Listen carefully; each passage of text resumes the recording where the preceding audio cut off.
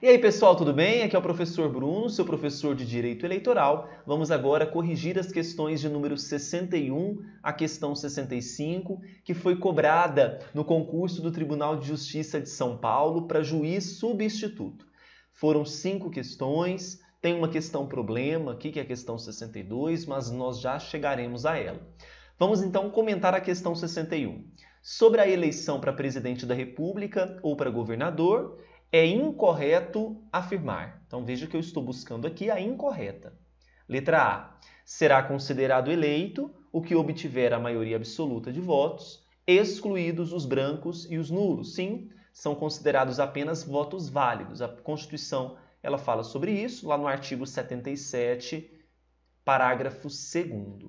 B. Quando for o caso de 2 turnos, se ocorrer morte, desistência ou impedimento legal de candidato, não poderá o partido promover a respectiva substituição. Bom, eu já estou falando que ocorreu 2 turnos. Está ocorrendo 2 turnos. A substituição ela acontecerá antes da eleição. Tá? Nem sabemos se vai ter segundo turno ou não. A letra B está verdadeira. Não pode promover o partido substituição. C. Quando for o caso de 2 turnos, se ocorrer morte, desistência ou impedimento legal de candidato, será convocado dentre os remanescentes o de maior votação. Muito bem, corretíssimo, verdadeira a letra C. A Constituição ela aborda isso para nós no artigo 77, parágrafo 4º da Constituição. Sobrou então a letra D. Veja, será considerado eleito o que obtiver maioria absoluta de votos, excluídos somente os nulos. Quando eu falo de votos válidos, eu excluirei os nulos e os brancos. Então, letra D, falsa, gabarito, já que eu estou buscando a incorreta. 62. É incorreto afirmar que no caso de haver homonímia entre candidatos, cumprirá a Justiça Eleitoral. Sobre homonímia, nós vamos ter a partir do artigo 12 da Lei 9.504 de 97, que é a Lei das Eleições. Então, para resolvermos essa questão, temos que ter em mãos aí o artigo 12. Letra A. Ainda que não haja dúvida, exigir do candidato prova de que é conhecido por dada opção de nome indicada no pedido de registro. Bom, se há homonímia, para exigir do candidato prova de que é conhecido, tem que ter dúvida. E a letra A diz que ainda que não haja dúvida, por isso que ela está falsa. Segundo o artigo 12, parágrafo 1º, inciso 1 da Lei 9.504, a Lei das Eleições. Aí a gente lê, vê a questão 62, letra A, já percebe que vai ser tranquila. O gabarito já é a letra A, mas cuidado, olha só a letra B. Não sendo possível resolver a questão pelas soluções indicadas nas alternativas B e C, notificar os candidatos para que cheguem a um acordo sobre os respectivos nomes a serem usados. Olha, a letra B não apresenta nenhuma solução. O que eu acredito que o examinador queria colocar é C e D. Não é? Mas aqui ele comeu bola. Veja, então a letra B tem um problema na própria questão. A questão apresenta um problema na letra B. Porque quando fala nas alternativas B e C, mas a alternativa B não apresenta nenhuma solução, fica confuso. A letra C e a letra D, elas estão corretas. Então veja, quando há homonímia, cabe à Justiça Eleitoral deferir o uso do nome ao candidato que, pela sua vida política, social ou profissional, seja identificado por um dado nome que tenha indicado. Bem, letra C, correta, porque ela está de acordo também com o nosso artigo 12, parágrafo 1º, inciso 3. E a letra D, que diz deferir o uso do nome ao candidato que, até o limite para o registro, esteja no exercício de mandato eletivo, que o tenha exercido nos últimos 4 anos, ou que no mesmo prazo tenha se candidatado com o nome em questão, também está em consonância com o artigo 12, parágrafo 1º, inciso 2, verdadeira letra D. O problema apesar de ter uma incorreta que é a letra A, o examinador ele cava um buraco aqui na letra B.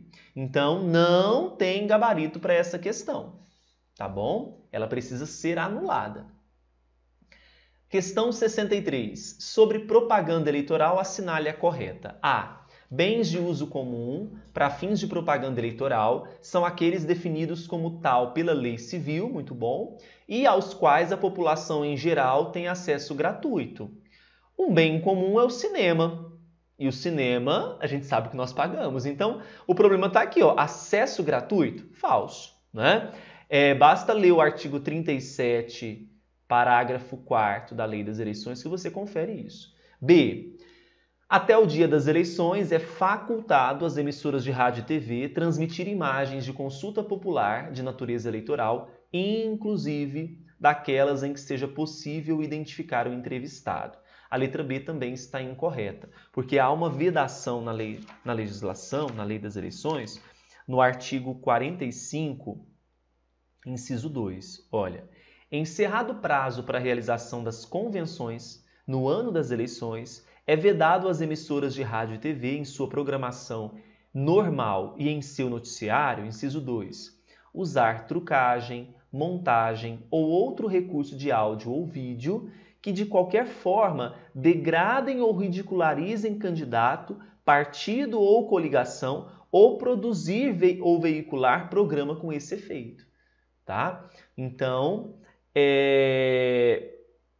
aí vejo o inciso 3. Veicular propaganda política ou difundir opinião favorável ou contrária a candidato, partido, coligação a seus órgãos ou representantes. Então, perceba a vedação que nós temos aqui no 45, inciso 2, no 45, inciso 3, no 45, inciso 1. Então, falsa.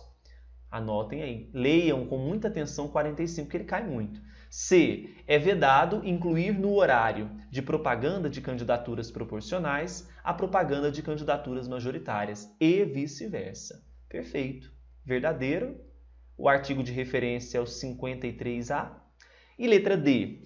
Tem que estar incorreta, né? Nos bens cujo uso dependa de cessão ou permissão do poder público ou que a ele pertençam, é admitida a veiculação de propaganda de cavaletes e bonecos, desde que não haja prejuízo à circulação. Não pode cavalete, não pode boneco, né? Isso foi uma grande alteração na nossa legislação. E vocês vão observar isso, que a vedação de cavaletes e bonecos está previsto no capítulo de propaganda eleitoral, logo no início, não é? Onde a gente pode observar, lá no artigo 37, esta vedação. Tá bom? Artigo 37 da Lei das Eleições. Então, a questão 63, o gabarito, como eu estava buscando a correta, é a letra C. Questão 64. Veja, relativamente ao direito de resposta no curso do processo eleitoral, assinale a alternativa correta. A. Tratando-se de propaganda eleitoral na internet, a resposta ficará disponível para acesso pelos usuários por tempo igual àquele em que esteve disponível a mensagem considerada ofensiva. Olha, vamos fazer a leitura do artigo 58, parágrafo 3º, inciso número 4. 58, parágrafo 3º, inciso número 4. Atenção.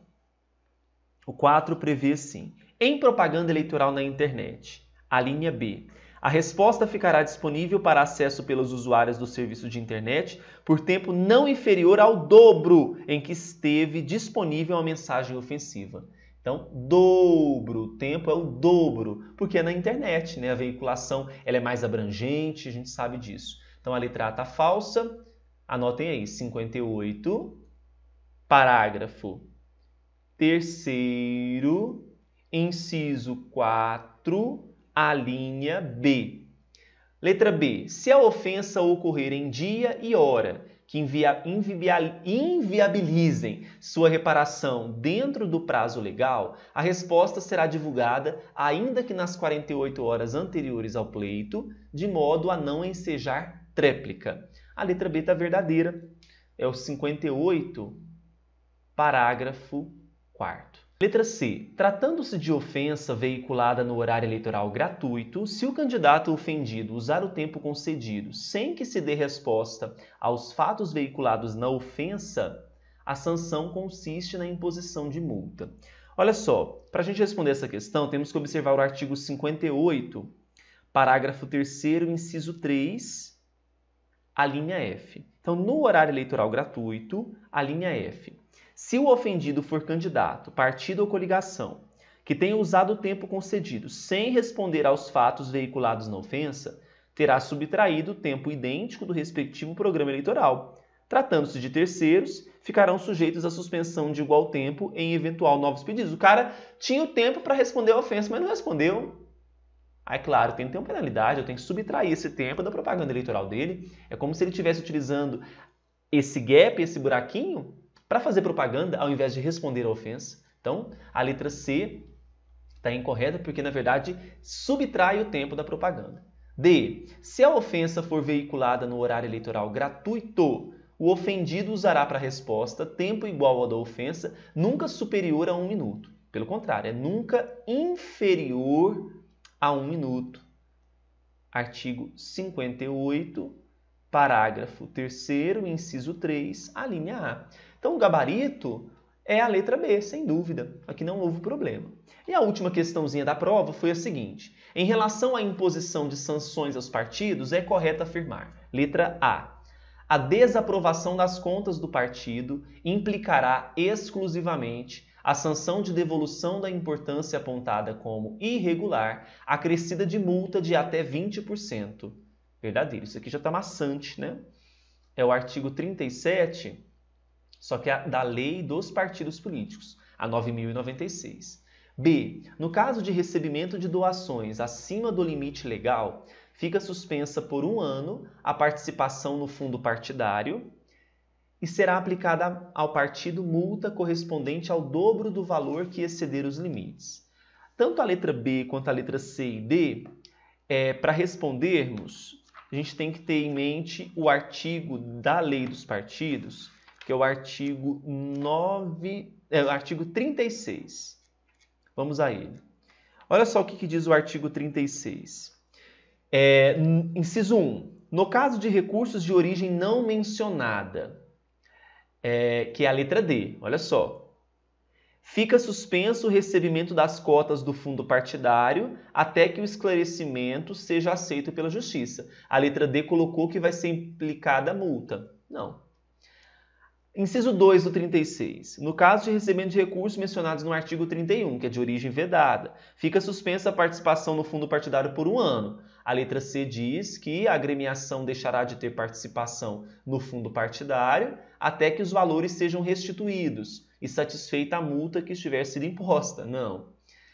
Inciso 3. No caso de recebimento de doações cujo valor ultrapasse os limites previstos no artigo 39, parágrafo 4º, fica suspensa por 2 anos a participação no fundo partidário e será aplicada ao partido multa correspondente ao valor que exceder aos limites. A letra B diz, doações acima do limite legal, fica suspensa por 1 ano, viu que são 2 anos, então está falsa também. Então, todas essas letras B, C e D estão falsas, porque elas contrariam o 36 da Lei dos Partidos, tá? O gabarito, sem dúvida, é a letra A, porque está igualzinho ao artigo 37.